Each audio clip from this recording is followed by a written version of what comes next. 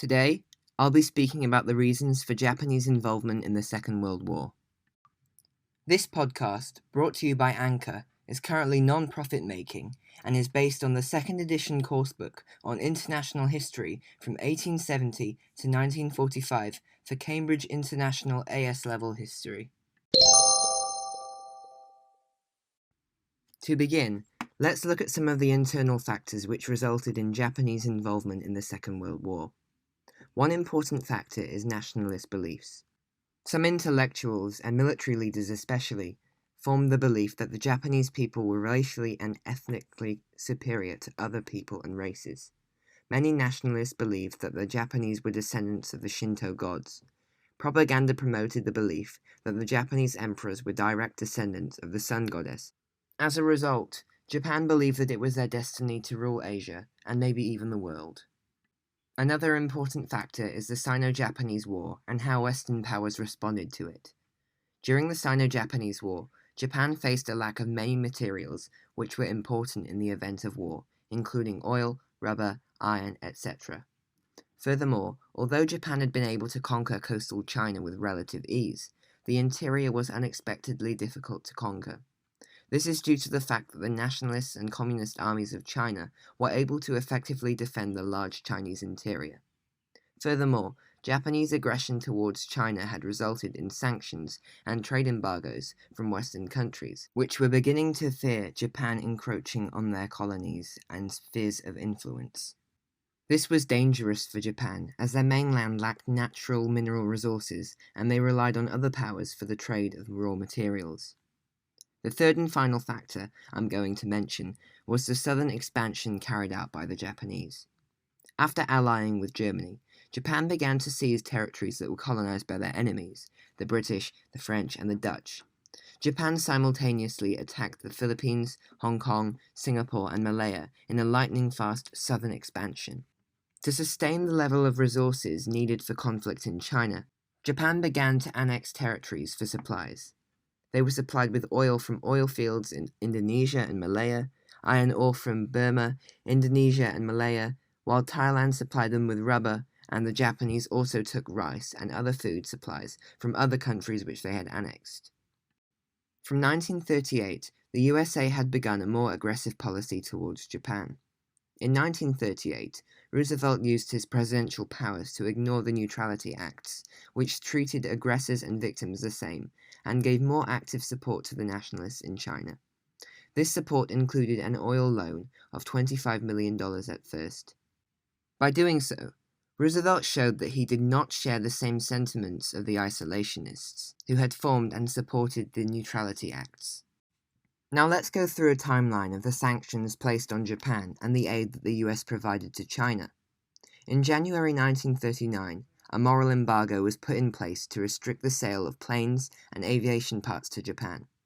In February 1939, credit to Japan was stopped, and in July 1939, the 1911 commercial treaty between the United States and Japan was suspended. From 1940 to 1941, the USA gave millions of dollars of aid to China as Japanese forces continued to advance. After China's supply route with Burma, now known as Myanmar, was closed in October 1941, the USA agreed to increase their loans to China. Summer of 1941, and the US sent 100 P-40 US fighter planes to replenish the Chinese Air Force. In July 1941, the US froze all Japanese assets after they moved southwards rather than northwards to attack the Soviets. In November, the US officially placed a trade embargo, which crucially included oil. Japan was already totally dependent on oil, which it imported from the US, added to the fact that Britain and the Netherlands had both placed total trade embargoes on them.